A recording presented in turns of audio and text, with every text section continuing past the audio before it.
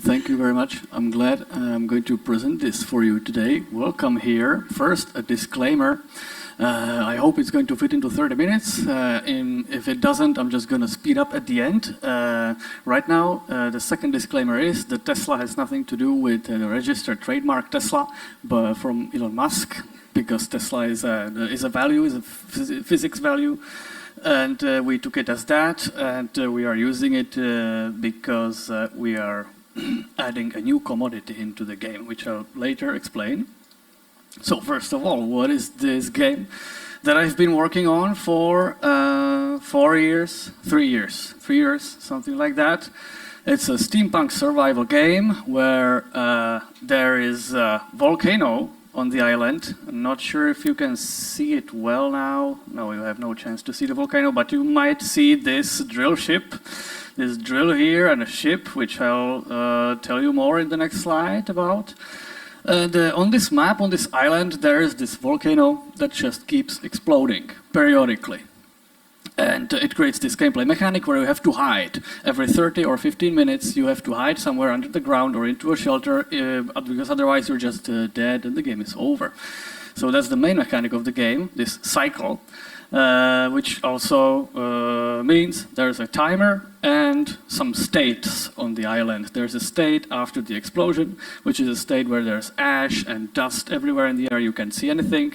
And then there's a clear sky as the island refreshes itself. It's completely unrealistic, sorry, but that's the way the game is, and we've managed to build some kind of a solid Discord community around it, which I'll refer to in a while. This volcano is being forced to explode by this guy. It's a cog, we call it a cog, and it's this hostile faction on the island. The island used to be occupied by humans, who developed some kind of amazing technology, and it got out of hand. These cogs started appearing, sort of their machines came alive, and they started doing this mess on the island with the volcano. They don't really know why they're doing it. You're supposed to learn it in the story, why it's happening. But the humans escaped, and you are now a part of an expedition that goes to this island and needs to solve this mystery around it.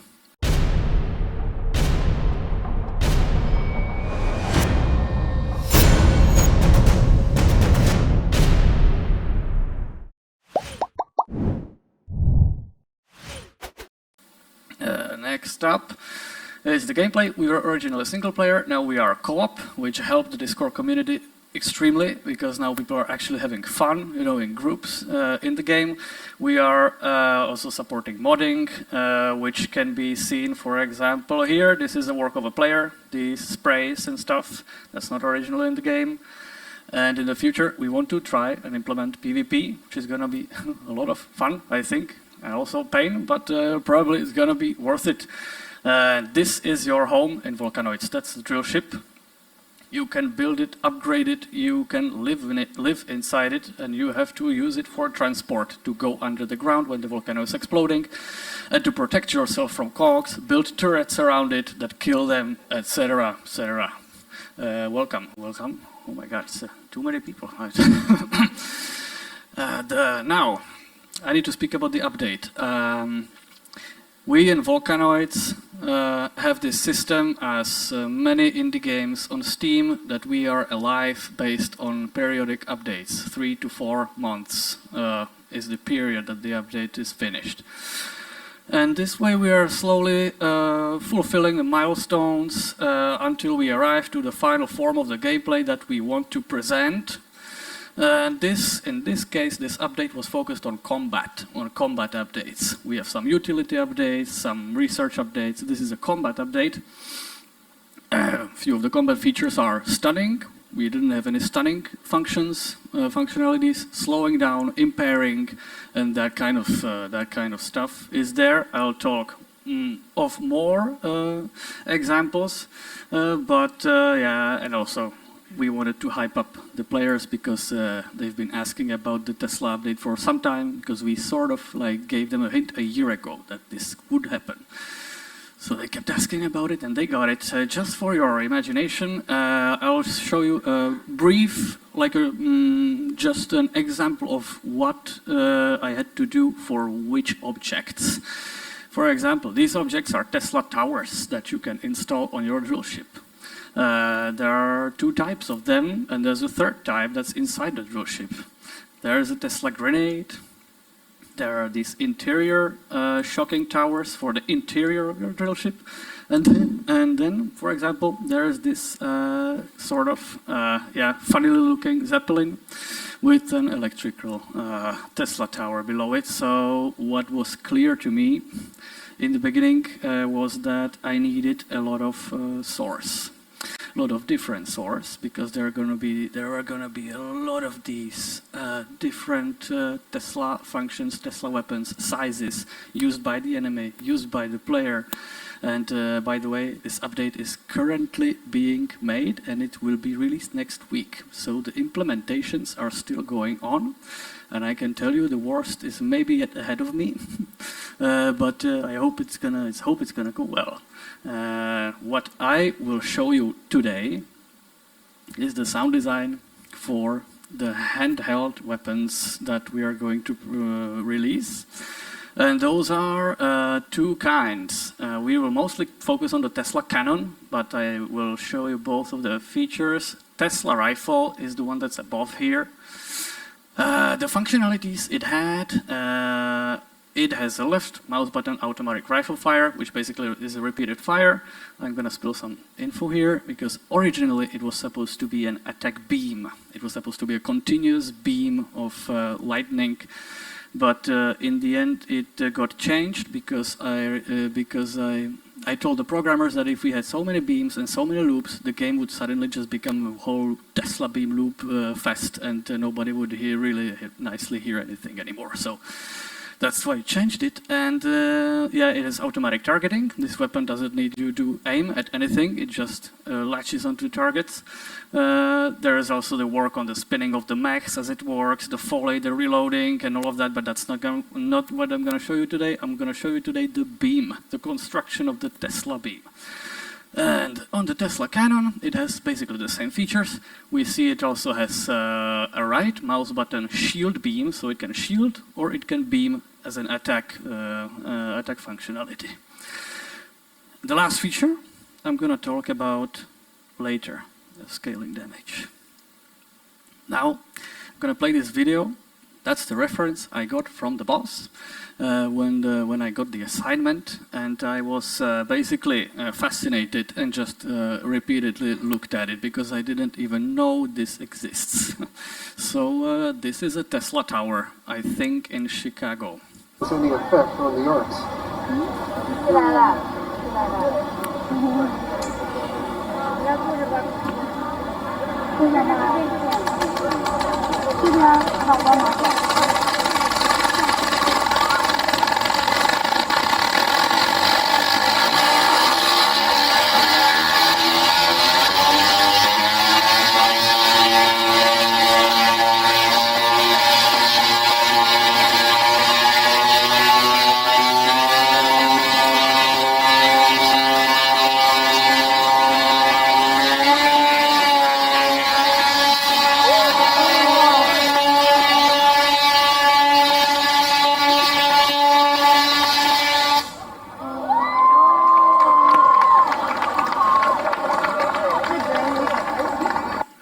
That's the Tesla tower, and the first thing I knew is that I had to answer this question. Can this be synthesized, created from scratch? Because I don't really want to take any samples or even record it in the field, because I'm not sure how I would do it. I would like stand in front of electrical devices. It would have to be a very high power electrical device, or I would have to modify it later very much. So I have Zebra. I use Zebra 2 for sound design. It's not necessarily a tool that's advertised for sound design. It's more advertised for EDM and producing music, beats, and stuff. But it's extremely powerful for sound design. I'm sure you can't create everything in it, but some sounds are very prone to being created, synthesized, like again from scratch. I had a lot of time for this update, more than usually, so that's why I wanted to do a full sound design process from the beginning, and I chose this basically modular synthesizer, which has some other extra functions. It has this matrix, but I'm not gonna talk too much about it. It wouldn't be necessary for this case. And yeah. So after I played the Tesla video, I got this idea, turned it on, and I thought to myself that I'm probably gonna have to first recreate the Tesla tower sound that you've heard in the YouTube video precisely. Just it should sound the same as I've heard on the video. So that was my first point, and I wanted to design it as a keyboard, as a musical instrument, so that I can use different pitches, different ranges, and it can be like very flexible, and I can use it later. Too, because we didn't know how many of the towers, how many of the guns are there going to be, so the more the better. And now I will play a bit of this video and then I'll put it back, speak a bit about it, and then I'll just play it because I cannot pause it, unfortunately, but we're going to work with it. So I'm going to open up Zebra here. I'm going to turn on the other modules and I'll stop it. Now, can you see the noise 1, noise 2? Can you see it well? Okay. All right, so this is what I started with. It's not that I would immediately know what to use. It's because I've previously designed wind or flowing water and stuff like that. And you can very easily, we can nicely do it with noises, because those noise is a sound that is very poor in tone. It's just, it's not, it can be tonal, but it's a dirty kind of a sound that can be represented in wind, flowing of water, but also the flow of electricity, electrical current. I experimented with the types first. I knew that the white noise would be the best because it's the most like sizzling and very electrical sounding, I would say, and the next noise was just to add some punch into it, some sharpness with the crackles type of the noise, and then I'll just show you now. I have to restart it though. Okay.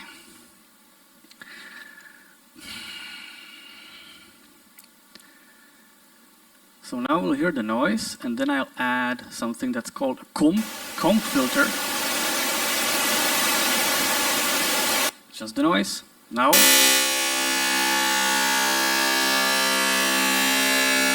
I'll stop it again. You might wonder, what the hell is this? What is the comp filter? I believe it's a feature of Zebra, because I haven't seen a comp filter anywhere else yet. But I guess it's because I've never used many synthesizers. I've used Zebra and maybe 1 or 2 others. Because when I get to touch the synthesizers and the systems and I get to learn it, I'm having a very hard time to learn some other technological, like software plugins and stuff. And that's the comp filter is basically a filter that feeds a signal into itself and that creates different artifacts and effects. And it can actually create acoustic sounds if you control it correctly. You can create bongo drums, you can create metallic drums, you can create blown instruments, which I'll show you briefly after this part. Unfortunately, I can't fast forward, so I'll just go through this.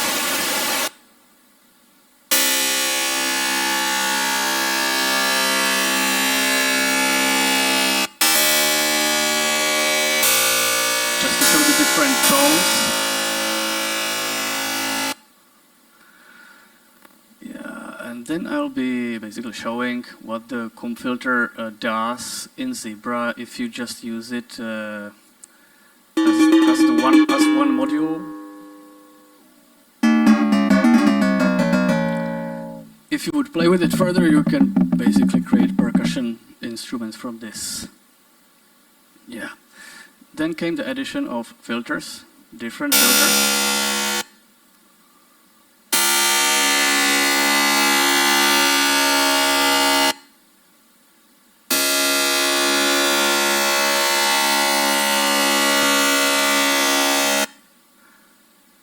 And that's the main sound that was heavily based on the Tesla Tower. That's the basis I worked with. And then I created different spectrum versions for it. So I have the whole spectrum in raw sounds. And I can then layer them and use them in different game objects, different situations. This is a very low frequency hum. This is more of a rumble. This was meant to be not for an idling device, but more for the weapon actually firing. It's a little more intense. This might be even more intense. Yeah.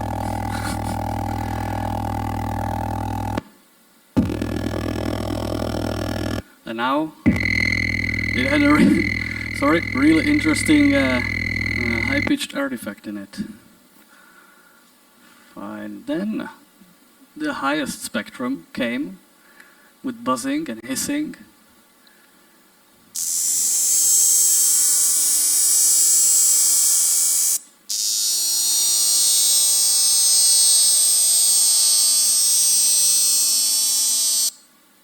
Good. And now, I experimented with it. I basically screwed it up because I needed to create different colors for different cases. This is one of those. On the right side, we see here it's a dissonant type of a comb filter. This is a regular type of a comb filter, and that's one of the differences I've made between those to make one of them more aggressive or.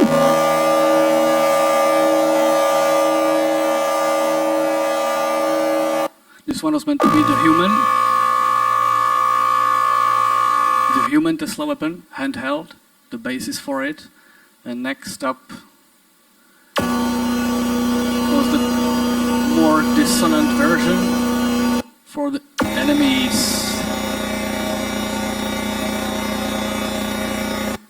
Yeah, that's it, that's enough, it's taking too long. Okay, let's continue. The feature of scaling damage, which I've promised I'll talk about, was based on the brief which said that the Tesla cannon should actually scale upwards in damage based on the trigger hold duration. As long as you held it, it kept rising. So I thought I could maybe implement that somehow into this, and I've heard of the shepard tone. You know, never worked with it before actually into sound design, but I wanted to challenge myself and do something that I don't really understand yet that much.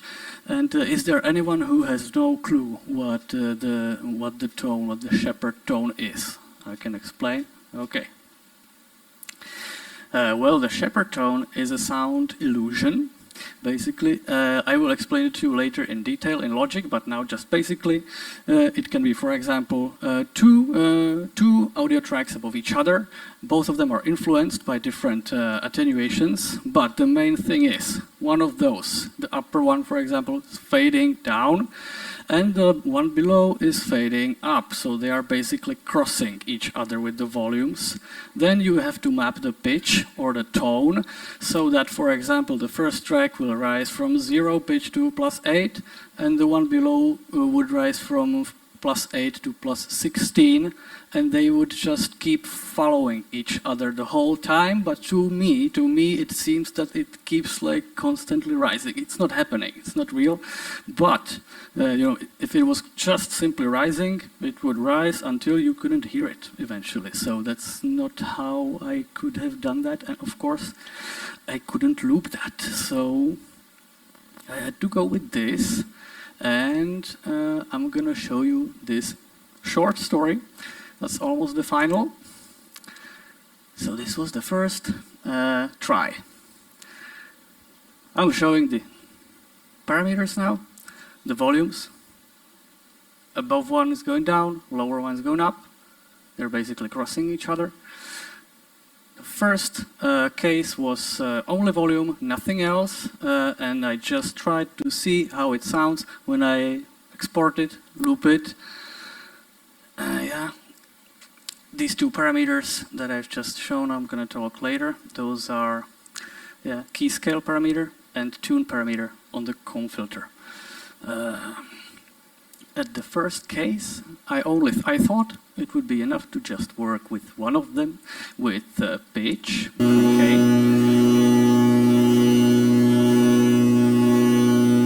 This is just a straight tone. Here I already worked with tune, with pitch. I didn't move the other parameter yet. I didn't know it would be important. Didn't realize, actually. And now I've just worked with this. I tried how it sounds. I even exported it before. I deleted the track because it didn't work anyway. And yeah. And if we listen to this, when we get into the middle, you're probably gonna hear, you will differentiate the tones. You will hear one and the second one.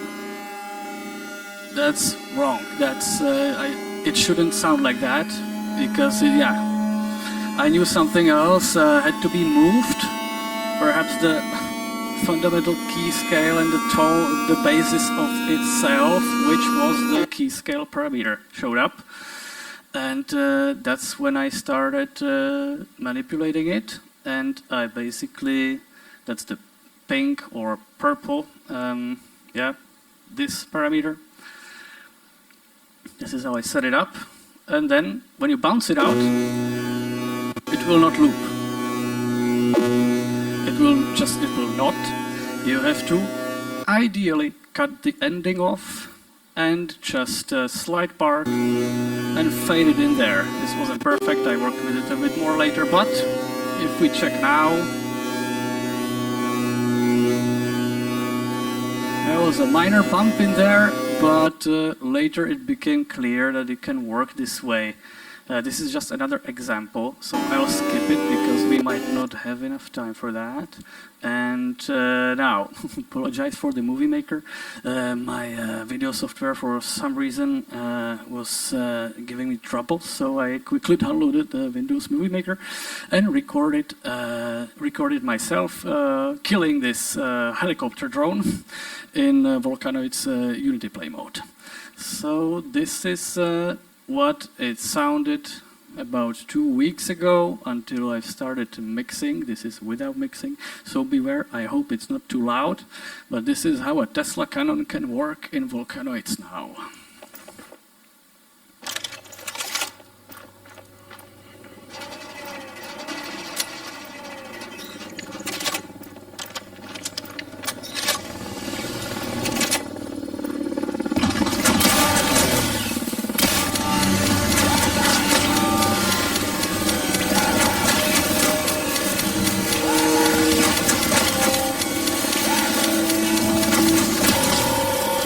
The shield beam that doesn't have the shepard, that's stable.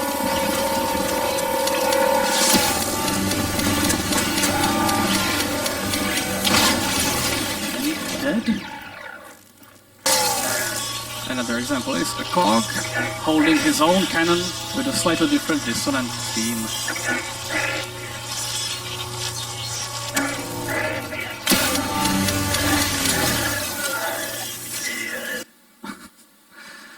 And that's it for this presentation. Now, any questions or... Thank you. Wow, thank you so much. It's super impressive. Okay, thank you very much. Do we have any questions from the audience? Well, I'll start then. Have you ever considered building such a system with the synthesized tones inside a game engine or an audio engine?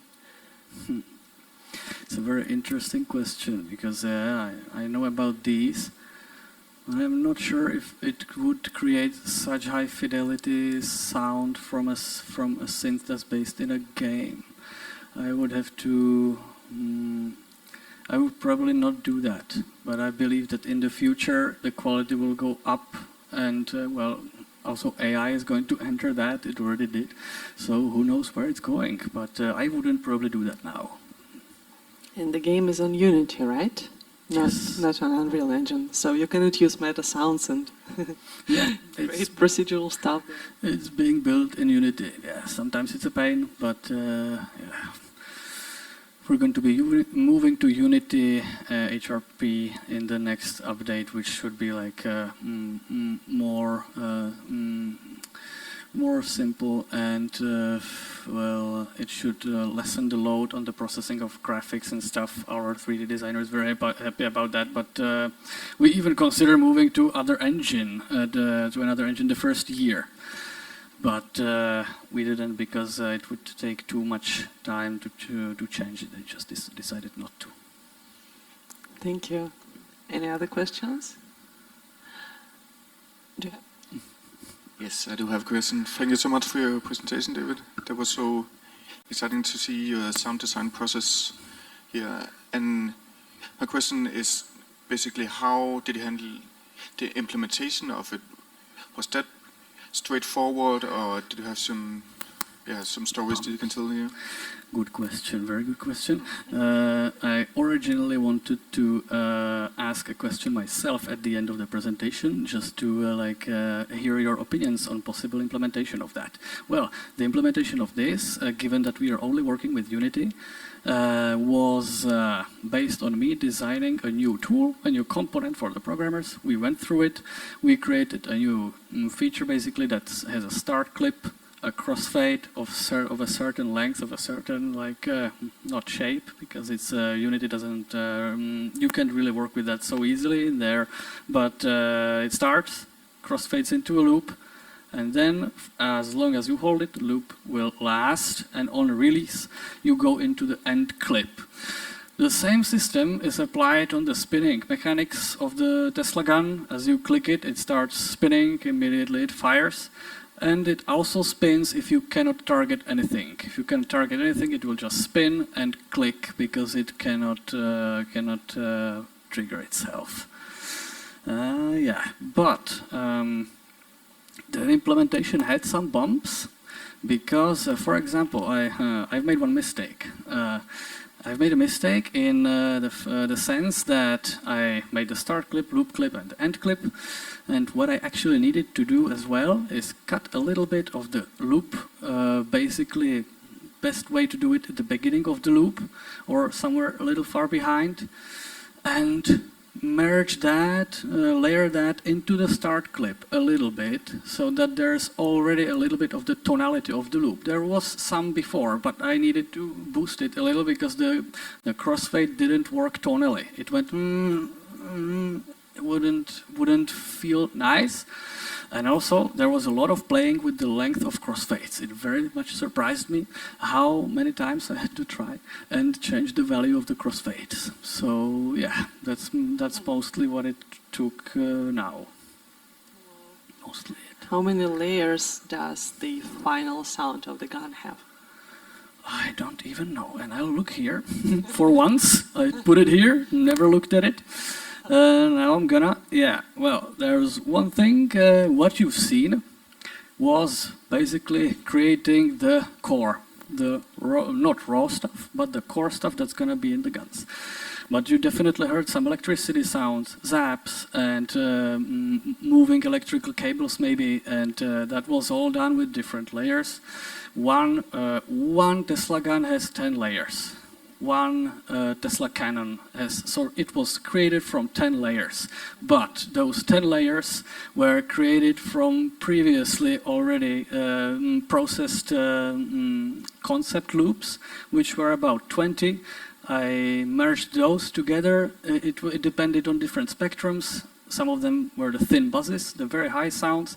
Some of them were sort of in the middle high, some of them in the middle, and some of them below, and some of them completely in the ground. So mixed that, and then I needed some sweeteners, some color with the zaps and the electrical currents. I used Reformer Pro for that by Krotos Audio to speak into the microphone. I was literally basically like simulating the electrical movements in there. And then in absolute honesty,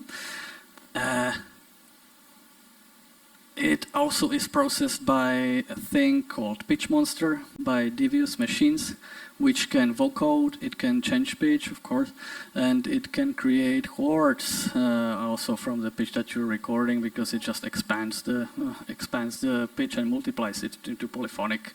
So it's a very powerful pitch shifter. Then I've used plugins that I honestly say I don't understand until this day completely. But I use them because they sound really good. I don't completely understand them, but yeah. Those machines are called glitch machines. It's a pretty cool sound design developer. Sound design tool developer. They also advertise it as like weird grime and rap producing music and beat producing. You know, I was like, oh, what? I wouldn't like to do that even. But yeah, it's very good for robotic, technological, and weird glitchy sounds. So I've used that to process it as well. And honestly, I will tell the truth and say all of those parts. So there was also a few plugins from Sound Toys, but that's not very much about morphing or modeling the sound. It's more about boosting it and making it more pronounced, presenced. I did use Decapitator for that, mostly. Cool. Decapitator is great. That's, yeah. Cool. Thank you so much. Thank Let's you give so David much. a Thank you round so of much. applause.